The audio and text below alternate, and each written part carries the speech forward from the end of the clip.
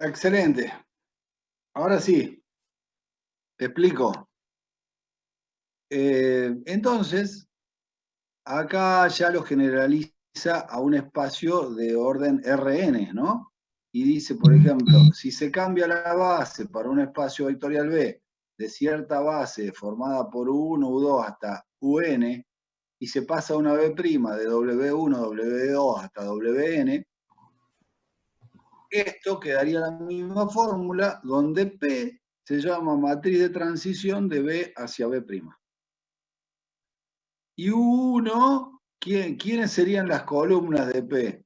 Las columnas de P serían U1 expresada las coordenadas en la base B', la segunda columna U2 expresado en B', y la última UN expresado en B'. O sea, se generaliza lo que acabamos de explicar. ¿Sí?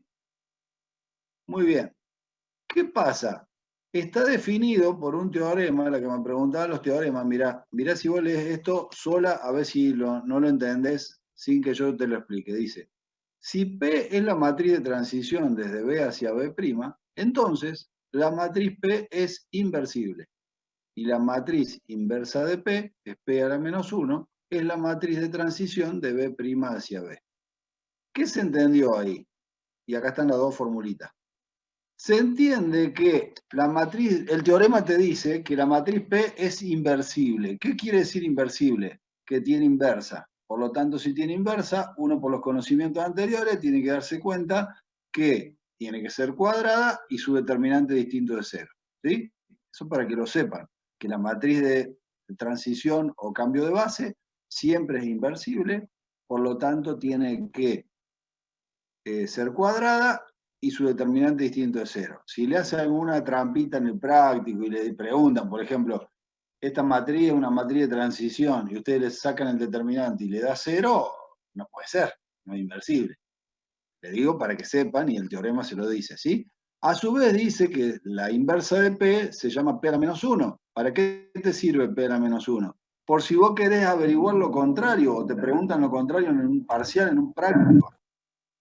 Si en vez de pasar de las coordenadas de la base nueva a la, perdón, de la base inicial a la base nueva, que tenés que usar P, vos querés hacer el camino inverso, te dan las coordenadas de la base nueva y te piden las de la base inicial, en vez de P tenés que aplicar, no podés aplicar P, tenés que usar P a la menos 1. ¿Sabés sacar P a la menos 1? Y si no tenés P, no. Pero si tenés P o calculás previamente P, sabés ya calcular P a la menos 1, porque ustedes ya tienen por lo menos dos métodos para calcular la inversa. O sea que si se habían olvidado cómo se calcula la inversa, se van a tener que volver a acordar porque acá lo van a aplicar, ¿sí? Bueno, y acá viene el famoso ejemplito. No se van a quedar con este solo, porque este es un ejemplo suave. Hay un poquito, no tampoco hay súper complicado. O sea, pueden hablar de una base de R2 o una base de R3, no le van a dar una base de R28, ¿sí? Y a su vez, acá hay un ejemplo donde la base inicial coincide con la base canónica, 1, 0, 0, 1. Estos son los versores, se tienen que dar cuenta ustedes en el acto o si se lo dan, ¿sí? O sea que la base inicial está formada por los versores I y J, y la base nueva por otros vectores cualquiera que se supone que tienen que ser independientes. O sea, no tiene que haber ninguna combinación lineal ni entre estos dos ni entre estos dos, que no son ambos, ¿sí? Pero eso no hay que analizarlo porque se supone que si el profe te dice esto es una base y esto es otra base y te dan los vectores porque ya se analizó eso, ¿se entiende? Bien. ¿Qué te pide para este ejercicio? Te piden hallar la matriz de transición P, sería de B hacia B', y después te piden un W que tenía en la base inicial 7,2 de coordenada, ¿cuáles serán las coordenadas de ese W en la base nueva B'? Que eso ya te da la fórmula que tenés que usar.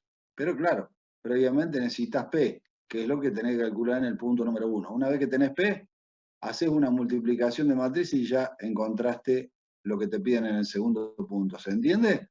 O sea, yo cuando voy a hacer un ejercicio, lo primero que tengo que hacer es entender qué me dan y qué me piden. Si yo no entiendo ni lo que me dan o lo que me piden, estoy sonado, ni me lo pongo a hacer. O sea, yo tengo que tener claro qué me están dando de datos ¿Y qué me están pidiendo? Y después ahí viene como tercera cuestión, ¿qué utilizar de todo lo que me dieron los profes para usar el camino más corto y llegar más rápido al resultado? ¿Sí? Bien, ¿entendió? Entonces, yo no sé si ustedes se dan cuenta de lo que estamos haciendo, porque sería interesantísimo darse cuenta de lo que estamos haciendo. A mí me dan un vector Y y un vector J. ¿Se acuerdan? O sea, son el I y el J que ustedes estaban acostumbrados para formar el X y el Y del plano, ¿no? De R2. Y esas serán la base inicial que me están dando. Esos dos vectores forman la base inicial. Luego me dan los vectores 1, 1 y 1, 2. ¿Lo pueden dibujar? Más vale que sí. Marcan el punto. 1, 1. Uno para X y uno para Y. Ese punto lo unen con el origen, tienen el vector 1, 1, que sería el B1. Y después marcan 2 para X y 1 para Y, y tienen el vector B2, con ese punto y el origen el B2. Y ahí tienen el B1 y el B2 y están viendo cuál es la base nueva. ¿Cómo cambiaron el sistema de eje? Cambiaron de un sistema de eje rectangular a un sistema de eje oblicuo que no tiene nada que ver con el primero. ¿Se entienden? Y después le dan otro vector, por allá en el plano lejos, 7, 2, y le dicen, bueno, ¿qué coordenadas tenía el 7, 2 con respecto a la base original? 7, 2. Y ahora, ¿qué coordenada va a tener con el sistema oblicuo? Y no sé, lo voy a averiguar. Esa es la idea. O sea que tienen todos estos datos, tienen que ver cómo lo acomodan para hacer el ejercicio. ¿Cuál sería el principio? Y el principio es saber, fíjense qué detalle, ¿no? Mirá vos que acá te cambió, vieron que cuando vimos la teoría tenía 1, U2 y acá tenía W1, W2. Se los cambian a propósito y está bueno eso, para que no estudien de memoria, porque a veces cuando uno le cambian la letra, se le desinfló todo. No, nada que ver. Que te cambien las letras, no te están cambiando el concepto, vos tenés que tener claro el concepto. Sí,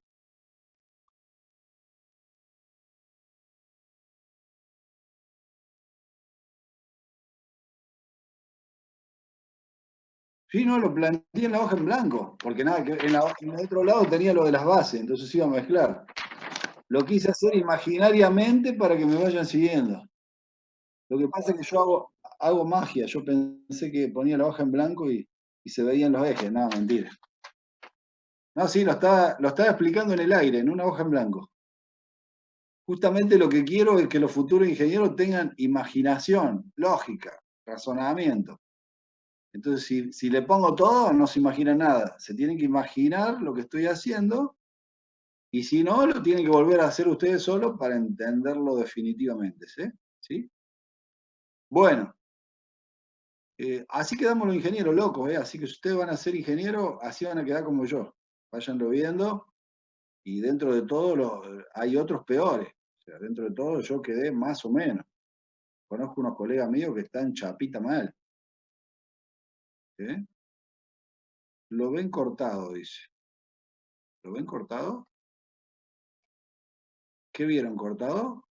¿Qué es lo que vieron cortado, Magdalena? No, ya no. Bien, fue por un momento. Ok, volvemos al ejemplo. Entonces, ¿qué es lo que vamos a armar primero? El 1. Esto es lo mismo que explicamos en la teoría. El U1 y el U2 es la base inicial.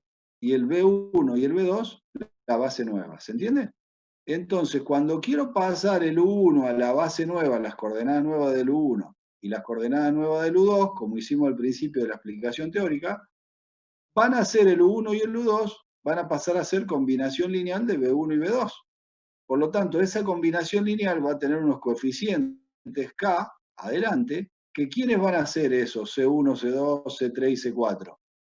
¿Qué van a hacer? A ver, que alguien me diga C1 y C2. ¿Qué van a hacer? C1 y C2. ¿Qué van a hacer C1 y C2?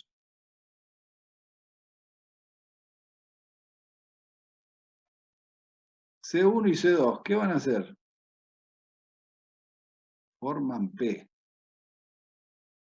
Claro, para que son las coordenadas de U en la base nueva. Excelente. Las coordenadas de U1 y U2 en la base nueva. Y ese C1 y C2 va a ser la primera columna de P. Y ese C3 y C4 va a ser la segunda columna de P. Eran los A y B y C y D de la explicación teórica. Eso es lo que quiero que entiendan. Si entienden eso, ahí está la clave, entonces saben lo que le están dando y a dónde van a parar, qué es lo que están queriendo investigar y sacar. Están tratando de sacar C1 y C2 para formar la columna primera de P, estos, y C3 y C4 para formar la segunda columna de P, y entonces tienen P, que es lo que le están pidiendo en el primer paso. Ahora fíjense que para sacar C1, C2 y C3 y C4, tienen que desarrollar todo esto, que parece una locura, pero no es tan así. Todo eso lo pueden hacer porque ya lo saben de antes. ¿Cómo lo hacen?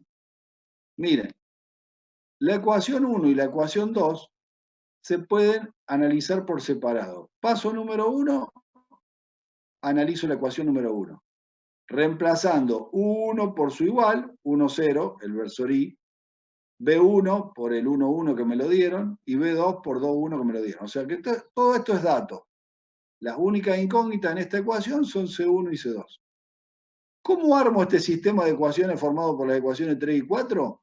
A partir de lo que yo sé de vectores. ¿Qué sé de vectores? Cuando tengo un vector igual a otro, que es todo esto, me va a dar otro vector. Dos vectores eran iguales, ¿cuándo? ¿Cuándo dos vectores son iguales? Parcial número 1, concepto básico de vectores. Mismo módulo, dirección y sentido. No, pará. No estoy grabando lo que la... Muy bien, David Joaquín, espectacular. Dos vectores ¡Vamos! son iguales cuando sus componentes homólogas son iguales. ¿Sí? Entonces, cuando sus componentes son, ¿cuáles son sus componentes homólogas? La primera de acá va a ser igual a la primera de esto más la primera del otro. Por lo tanto, 1, acá miren la número 3, tiene que ser igual a 1 por C1 más 2 por C2. 1 por C1 más 2 por C2. Si no se dan cuenta de eso, de que las componentes homólogas son iguales y cómo sacarlo, ahí quedaron clavados y se terminó el ejercicio para ustedes. ¿Sí? Bueno, fíjate qué importante saber todo lo anterior. Y la número 2, la componente homóloga 2, 0, tiene que ser igual a ¿qué? A un C1 más un C2. ¿Listo? O sea que de acá adelante saltamos acá atrás sabiendo que las componentes homólogas tienen que ser iguales para que dos vectores sean iguales. Fundamental. Anótenlo, pues se van a olvidar de dónde sale. Una vez que tenga un sistema de dos ecuaciones con dos incógnitas, lo puedo resolver. ¿Hace falta esos métodos que vimos complicados? No. Como se acuerdan ustedes de la secundaria, método de sustitución, de igualación, etcétera, pueden aplicarlo. ¿Acá qué aplicó? Aplicó método de sustitución. Despejó de la número 4, C1, pasó el C2 restando para el otro lado y le quedó C1 igual a menos C2. Acá está, ¿ves? De la número 4, C1 igual a menos C2. ¿Qué hace? Reemplaza eso que sacó ahí, lo sustituye en C1 de la número 3. Entonces, en vez de poner C1, pone menos C2. Le queda menos C2 más 2C2, un C2 igual a 1, o sea, C2 igual a 1. Al sacar C2 igual a 1, vuelve acá atrás, pone el 1 en C2 y le quedó C1 igual a menos 1. En definitiva, sacó C1 igual a menos 1, C2 igual a 1. Armó la primera columna de la matriz P. ¿Quién es esa primera columna, C1 y C2? Son las coordenadas del vector de la base inicial 1 fijadas en la base nueva B'. Tararán, parece un jueguito de palabras, pero es así, ¿no? Hago lo mismo con la ecuación número 2. Acá se repite todo. La número 2, reemplazo U2, B1 y B2 siguen siendo lo mismo que acá, nada más que cambió, acá era U1, acá es U2. Hago lo mismo a consideración con las componentes homólogas y armo las dos ecuaciones nuevas distintas a las anteriores, un nuevo sistema que resuelvo de una manera parecida y me queda, acá le faltó, ¿no? Porque menos C4 igual a 1, nada, tenía que puesto C4 igual a menos 1, faltó un paso. y C3 igual a 2. Entonces, ojo, porque cuando te da el orden así, por ahí meten este primero y este segundo, y no, era el C3 primero arriba y el C4 abajo. A veces se mandan esa macana, ojo. Entonces, el C3 va acá, 2, y el C4 va acá, menos 1. Listo, calculé lo primero que me preguntaban. Paso número 1, ya tengo calculada P. ¿Quién es esta P? La famosa matriz de transición o cambio de base que me permite pasar las coordenadas de la base inicial a la base nueva. ¿Quiénes son los que están acá adentro? U1, coordenadas en la base nueva, U2, coordenadas en la base nueva. ¿Y ahora qué viene? Y ahora viene el segundo paso. Me dijeron un W que tenía 7,2 en la base inicial, ¿qué coordenadas me preguntaba tener en la base nueva? Bueno, esto nomás es lo que falta, lo que está acá, multiplicar la P que acabo de sacar por el 7,2 que tenía en la base inicial. O sea, la fórmula que vimos en el teórico. Si saben multiplicar, es fila 1, columna 1, fila 2, columna 2. Fila 1, menos 7 más 4, menos 3. 7 menos 2, 5. O sea que el vector W, que en la base formada por los versores I y J tenía coordenadas 7, 2, cuando me cambié la base a la base oblicua, pasó a tener coordenadas menos 3, 5. Nada que ver, ¿ven? Nada que ver. Interesante. Ahí se hizo el cambio de base y se le sacó las coordenadas al vector con el cambio de base. Bueno, se terminó la unidad número 8. Yo la trato de hacer lo más fácil posible. Si miran el apunte son más hojas, como me preguntó una de sus compañeras, hay varios teoremas para leer, pero todos los teoremas te van cantando todo más o menos lo que he dicho yo. Por supuesto que lo tienen que leer a todos, no se asusten, no es nada que no se entienda. Lo tienen que leer de la punta a la unidad completa. Pero lo más importante de todo es sacarle jugo a esta unidad de la siguiente manera. ¿Qué te dijeron que tenía? ¿Cuáles eran los títulos principales? Espacios vectoriales, subespacios, combinación lineal, espacio generado, base, dimensión y cambio de base. De todos esos títulos vos tenés que saber el concepto. Espacio vectorial es un espacio formado con objetos con dos operaciones, suma o adición y multiplicación por un escalar, que esos objetos deben cumplir 10 axiomas para formar ese espacio vectorial B. 5 de la suma, 5 de la otra operación. ¿Cuáles son los axiomas? Hay que saberlo. Subespacio, un espacio más chico que el espacio, ¿sí? Un subconjunto. W, donde no hace falta verificar los 10 axiomas, solamente 4, hay que saber cuáles son los 4, 1, 4, 5 y 6. ¿Sí? Muy bien, ejemplos. Espacio R3, un subespacio R2 será. O sea que la recta será un subespacio del plano. Yo le dije que investigaran ejemplos, ¿no? Y se hagan esas preguntas para ver si la cabeza se abre un poco. Bien, luego, combinación lineal de un vector y otro. Si uno es combinación lineal del otro, quiere decir que uno es dependiente del otro. Y ahora descubrimos que los coeficientes de esa combinación lineal son las coordenadas del vector que está de este lado izquierdo en la base de los vectores que están en el lado derecho. ¿Sí? ¿Qué es espacio generado? Y bueno, un espacio se genera ¿con qué? Me pregunto. Con una base. ¿Qué es una base? Es básico. La base es básica.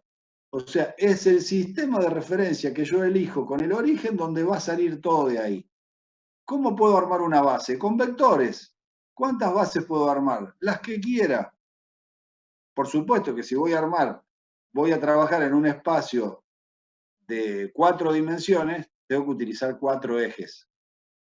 Y 4 ejes serían 4 vectores independientes. O sea que ninguno de ellos sea combinación lineal de los otros. ¿Se entiende? Entonces, bases, todos sus vectores son independientes. Los que quedan fuera de la base y dentro del espacio son dependientes de los vectores de la base. ¿Cuántas bases puedo tener en un espacio? Infinitas. ¿Cuántos vectores tiene una base? la misma cantidad que la dimensión del espacio. Bien, parece que está claro, tiene que estar claro. Y después, ¿cómo hago un cambio de base? Con una matriz. Mira, ¿para qué me enseñaron matrices? Por ejemplo, para cambiarme de base. ¿Cómo es esa matriz cuadrada? Inversible. Determinante distinto de cero. ¿Cómo se arma esa matriz? Ahí está lo interesante. Se arma con las columnas. Las columnas de esa matriz cambio de base son nada más ni nada menos que cada coordenada del vector que estaba en la base inicial en la base, expresadas en la base nueva. ¿Sí? Eso va a ser cada columna de la matriz. Si uno le pide, explícame cómo armás la matriz, o sea, ¿qué hace? Y vos le decís, bueno, yo la armo por columnas, y cada columna es tal cosa, la saco de acá. ¿Cómo se saca? Lo vimos recién en el ejemplo. No es tan difícil. Aplicando conocimientos anteriores, igualdad de vectores, componentes homólogas iguales, armando un sistema de ecuaciones, resolviéndolo y sabiendo cómo ubicar. Interesante porque ahí ya estamos aplicando cosas como la número 9 ahora. ¿Qué voy a explicar? Y lo hago cortito y ya nos falta mucho porque no los quiero marear. Tenemos aproximadamente, nos quedan, según yo calculé, 3 clases teóricas nada más, ni nada menos. ¿Por qué? Porque en realidad quedan 5 antes del parcial y 2 son feriados. El 21 de septiembre, el Día del Estudiante, lo voy a dejar que festejen, pero que no hagan lío, porque si no, vamos a quedar todo con coronavirus. Para cómo es primavera, sabe el despiel que va a ser, no sé qué van a inventar. Y el 12 de octubre, que también es feriado largo. Entonces, nos queda la clase del 14, la que viene, después salteamos a la 28 y después vamos directamente a la del 5 de octubre. Después nos viene 12 de octubre feriado y el 19 de octubre el parcial. ¿Sí? 19 de octubre el parcial que se va a tomar desde lo que tomamos último en el primero hasta el final. ¿Sí? Ya les voy explicando como un mes y medio antes, para que no se asusten y estén al tanto. ¿Sí? Me gusta porque ustedes enseguida se ponen locos con el parcial y no le dan bolilla a los temas. ¿Qué dice compañero? Ja, ¿qué día es el parcial, profe? El 19 creo que era. Sí, el 19. Está todo finamente planificado, como debería ser en el país. ¿Sí? Entonces, 19 el parcial, salvo que haya una bomba atómica, nos contagiemos todos, yo quede con coronavirus y pase a cremaciones en Toledo, creo que hacen las cremaciones, y bueno, ya no puedo hablar más, ya veremos quién me reemplaza y quién toma el parcial. Todo es posible. Y entonces, el 19 el parcial, el 26 el recuperatorio. Ya van sabiendo, descarten todo lo otro. ¿Sí? ¿Cuándo son los recuperatorios? Mirá, ¿viste? Me adelanto a todas las preguntas, Eugenio. 19 de octubre, parcial segundo, parcial último teórico. 26 de octubre, recuperatorio único del parcial teórico. Después verán con el práctico otra cosa, ¿no? Un solo recuperatorio, no los recuperatorios. Yo tengo un solo recuperatorio y pueden recuperar un solo parcial. El que rindió mal los dos parciales, hasta la vista, baby, dice, ¿cómo es? Algo así. Sí, siguen con el práctico. El teórico ya quedaron desahuciados. ¿Sí? Un solo recuperatorio. Bueno, sigo. Por supuesto, entonces, con las 3 clases que nos quedan,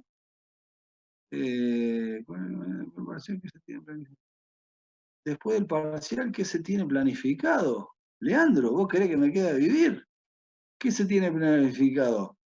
En los exámenes finales y el año que viene, o sea, fin de octubre, primera semana de noviembre, se acaba todo. Y luego a rendir los finales. Noviembre, diciembre tenemos un turno de final de noviembre, después hay un turno a principio de diciembre y otro llegando a Navidad. Ya vienen los exámenes finales. ¿Y el final cuándo sería? Ahí está, ¿viste cómo me adelanto todo? Ni que tuviera una bolita de cristal. Ya les voy a dar bien, ya están los turnos. Si se meten en autogestión y ven los finales, ahí están los 3 turnos. Primer turno, segundo turno, tercer turno.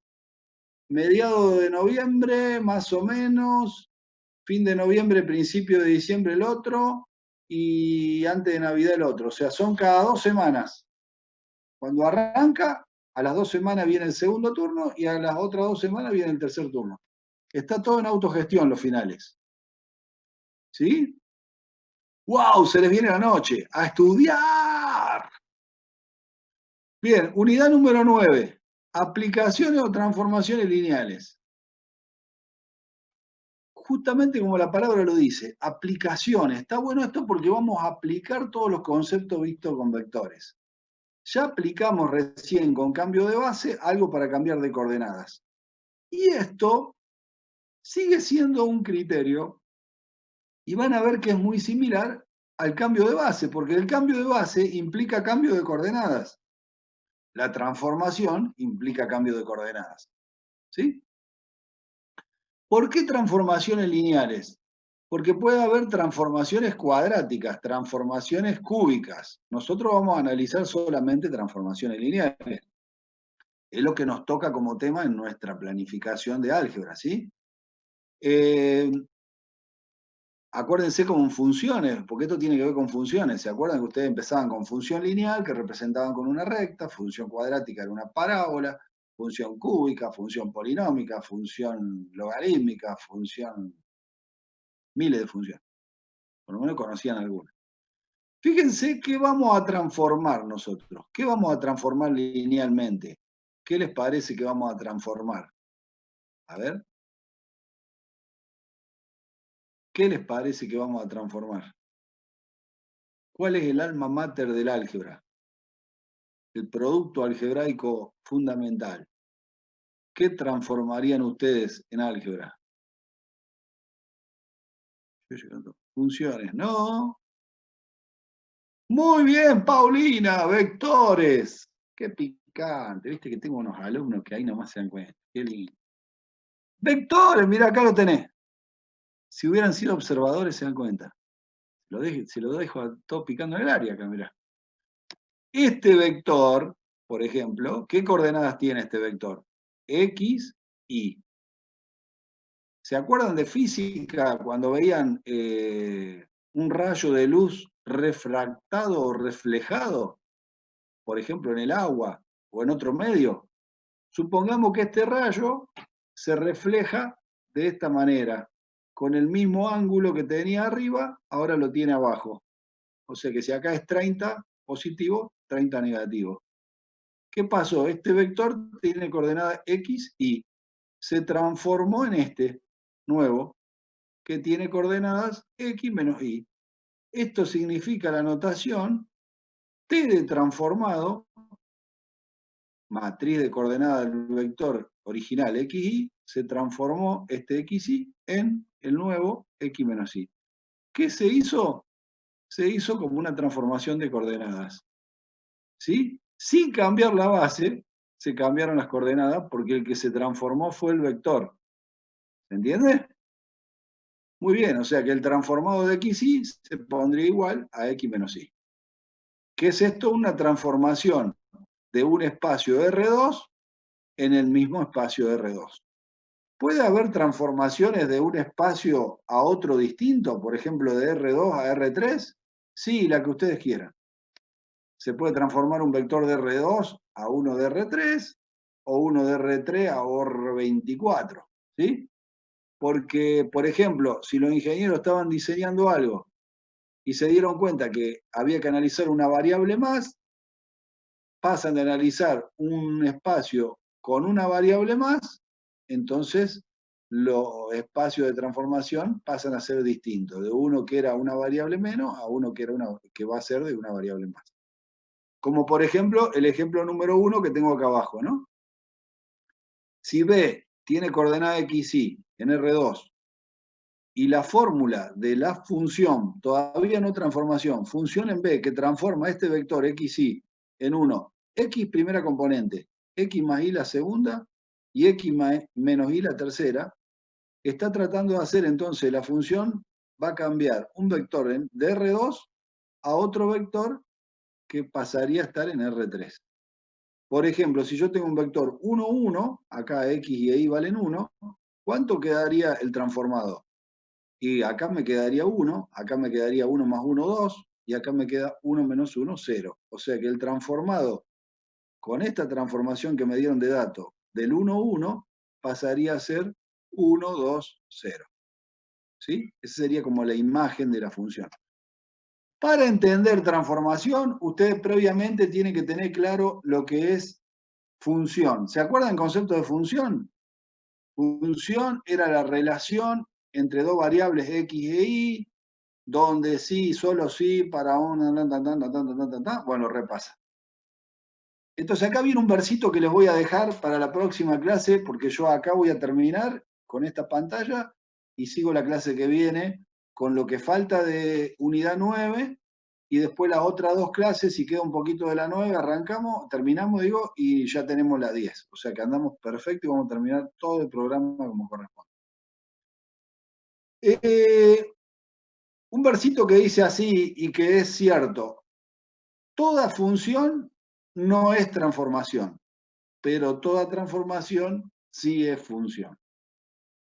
O sea que a vos te pueden dar funciones 1.000.000 y te dicen, ¿todas son transformaciones? No. En cambio, si te dan una transformación, estás seguro que previamente tiene que ser función. ¿Por qué? Por la definición de transformación. Fíjense lo que dice.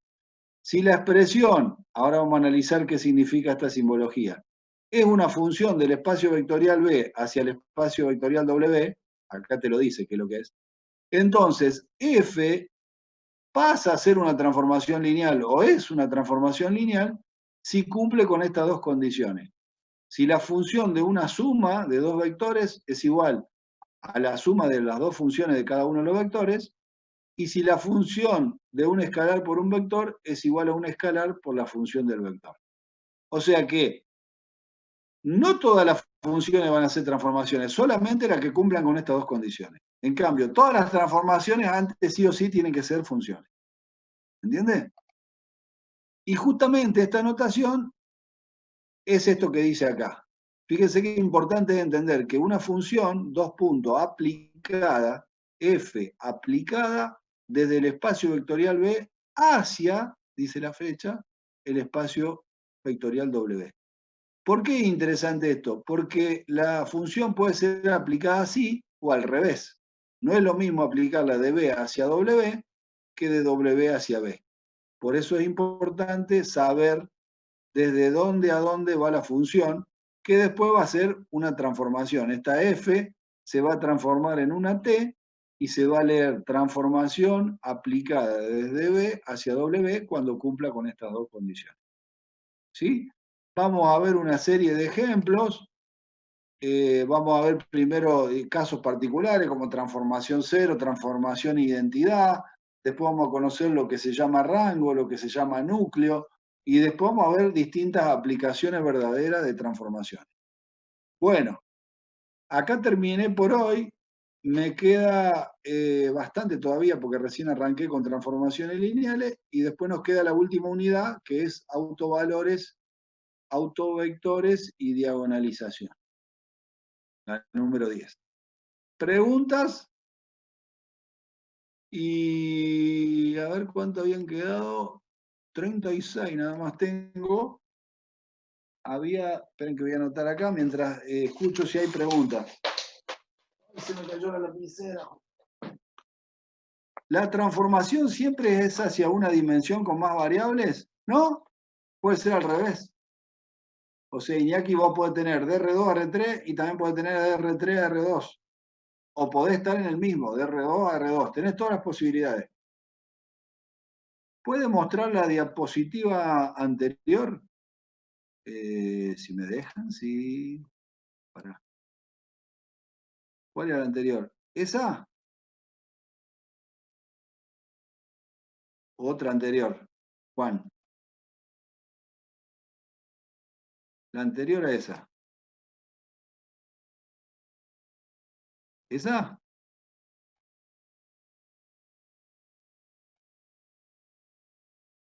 ¿Se ve o te está tapando el chat? Profe, ¿usted sabe cuántos recuperatorios prácticos hay? Uno solo. Hay un solo recuperatorio de práctico y un solo recuperatorio de teórico. 30, 35.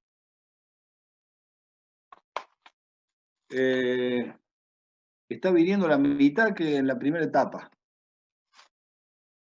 Avísenle a sus compañeros que están borrados, si tienen algún contacto, que nos quedan 3 clases y que se viene el segundo parcial. ¿Qué más? ¿Alguna otra preguntita? De Candela Rosa. ¿El recuperatorio cambia la nota o promedia con la nota? No, cambia la nota. O sea, si vos tenés un 7 en el primero y un 6 en el segundo, el 6 no te sirve, tenés que recuperar y sacar 7 o más de 7. Y ese 7 o más de 7 te queda con el otro 7, el 6 se anuló. O sea que no promedia, la cambia. Esa sería la respuesta correcta. Sí, mirá que hace más preguntas del parcial que de la clase. Vos fijate el detalle, qué es lo que interesa más. Interesa más la figura, si el maquillaje y no la persona por dentro. Una cosa de loco esto. Qué barbaridad. Somos todos nos importa lo de afuera y no lo de adentro. ¿Sí? Acá lo que tendría que importar es saber, no aprobar el parcial. Si yo no apruebo el parcial y aprendí, tengo que estar feliz. Ahora, si aprobé el parcial y no sé nada, no sé para nada. Algo así sería. Mirá este, Juan. Si se desaprueba el recuperatorio habiendo aprobado con 6, ¿cuál nota va? Última pregunta del parcial. Sí, claro, quién sabe. No va ninguna nota. O sea, fuiste. Si desaprobás el teórico, el mío, esa nota se borra todo el teórico. Te queda la nota, la regularización o aprobación de promoción del práctico, y cuando vaya a rendir el final teórico, ahí va a aparecer la nota. Porque estas notas del teórico son provisorias hasta que apruebes la promoción del práctico y puedas promocionar el teórico. Si no promocionás el teórico con 7 o más de 7, se borran todas las notas. Y va a quedar la nota cuando vayas a rendir el final. ¿Entendió, Juan? El tema es qué preguntas sobre la materia las puedo sacar leyendo el apunte. ¿Qué preguntas sobre la materia puedo sacar leyendo el apunte? No, más que preguntas tenés que sacar la respuesta del apunte. Las preguntas me las tenés que hacer a mí. Vos te tenés que hacer las preguntas y tratar de contestártela con el apunte y con lo que di yo. Y si no te la contestás, justamente por eso están las consultas. Vos tenés que buscar las respuestas, no las preguntas. Era sobre por qué preguntábamos más por el parcial que por la materia. Ah, y me tenés que preguntar las dudas que tenga el teórico o entendiste todo. Si entendiste todo, sos un fenómeno. Es más, te voy a nombrar suplente para que des la clase mía cuando yo esté enfermo, ya que sabes todo. Bueno, me despido porque se está por cortar. Hasta la semana que viene, no cobras nada, cobro yo. Vos es para experiencia, ¿viste cómo hacen los viejos? Feliz semana, un abrazo para todos, cuídense mucho, nos vemos el lunes que viene a la misma hora. Un abrazo, cuídense, pórtense bien y estudien.